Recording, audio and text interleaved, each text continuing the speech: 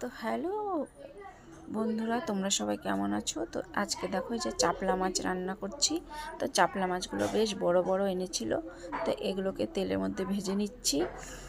আর এদিকে রান্না করব হচ্ছে আলু বেগুন আর আলু বেগুন দিয়ে রান্না করব। তো এই যে দেখো আলু বেগুন দিয়ে দিলাম, পেঁয়াজ ফোড়ন দিয়ে কালো জিরা দিয়ে, এবার মশলাও দিয়েছি, একবারে ভালো করে কষিয়ে নেব।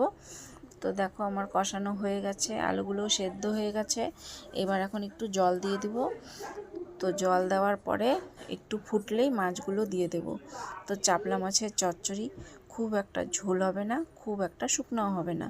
তো এখন মাছগুলোকে ঢেলে দিলাম।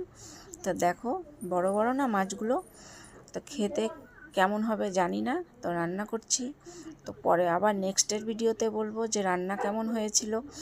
তো এখন আমার রান্না কমপ্লিট হয়ে গেছে। এবার একটা গামলায় আমি ঢেলে নেব।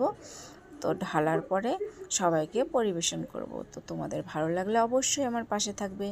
নেক্সটে আবার একটা ভিডিও নিয়ে আসবো, ততক্ষণের জন্য টাটা।